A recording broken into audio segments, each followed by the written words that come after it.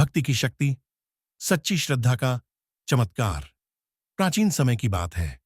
एक छोटे से गांव में माधव नाम का एक गरीब ब्राह्मण रहता था। उसका जीवन कठिनाइयों से भरा था, लेकिन वह हमेशा संतुष्ट रहता था क्योंकि उसकी आस्था भगवान श्री कृष्ण में अटूट थी। वह रोज सुबह नदी किनारे स्नान करके पास के मंदिर में जाकर भगवान की पूजा करता और भजन गाता। माधव की एक ही लालसा थी, हर दिन श्री कृष्ण के लिए ताजे फूलों की माला बनाकर अर्पित करे और भजन गाए। लेकिन उसकी गरीबी इतनी थी कि कभी कभी उसे खुद के खाने के लिए भी भोजन नहीं मिलता था। गांव के लोग उसकी भक्ति को देखकर कभी हंसते तो कभी उसे मूर्ख समझते। एक दिन एक व्यापारी ने उससे कहा, माधव, भगवान भक्ति से पेट नहीं भरता, तुम्हें मेहनत करनी चाहिए, नहीं तो भूखे मर जाओगे।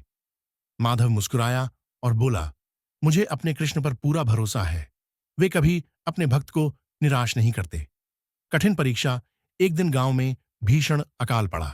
खेत सूख गए, तालाब खाली हो गए और लोग गांव छोड़कर जाने लगे।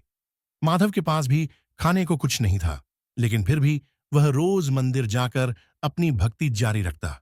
गांव में कुछ धनी लोग थे जो दूसरों को मदद करने के बजाय उनका मजाक उड़ाते।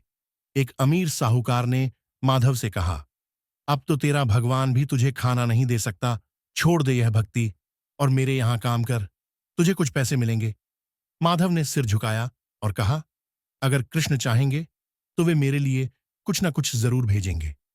साहूकार हंस पड़ा और बोला, अच्छा, अगर तेरा भगवान सच में तेरा ध्यान रखता है तो कल सूरज ढलने से पहले तुझे खाना जरूर मिल जाना चाहिए। अगर नहीं मिला तो मान लेना कि भगवान सिर्फ कल्पना है। श्री कृष्ण की कृपा। माधव को इस बात की कोई चिंता नहीं थी। उसने वही किया जो वह हर दिन करता था। मंदिर जाकर पूजा की, भजन गाए और अपने प्रिय ठाकुर जी को फूल चढ़ाए। फिर वह अपने घर लौट आया और ध्यान करने लगा। शाम होने ही वाली थी कि अचानक दरवाजे पर दस्तक हुई। माधव ने दरवाजा खोला तो देखा कि एक गोपालक ग्वाला खड़ा था जो बहुत सुंदर था। उसने सिर पर दूध दही से भरी एक मटकी रखी थी। उसने माधव से कहा, बाबा, मेरे मालिक ने यह आपके लिए भेजा है। उन्होंने कहा कि आपने दिन भर कुछ नहीं खाया, इसलिए यह प्रसाद आपको भिजवा दिया। माधव ने प्रसाद ग्रहण किया और भगवान का धन्यवाद किया। लेकिन जब उसने उस ग्वाले से मालिक का नाम पूछा तो वह मुस्कुराया और बिना कुछ बोले वहां से चला गया। माधव उसे रोकने के लिए दौड़ा, लेकिन वह अचानक अदृश्य हो गया। माधव समझ गया कि वह स्वयं श्री कृष्ण ही थे।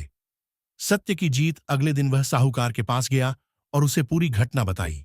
गांव वालों ने भी यह चमत्कार सुना और सभी ने स्वीकार किया कि सच्चे प्रेम और श्रद्धा से की गई भक्ति कभी व्यर्थ नहीं जाती।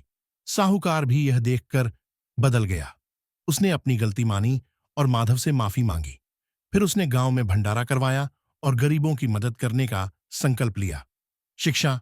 1, सच्ची भक्ति में अद्भुत शक्ति होती है।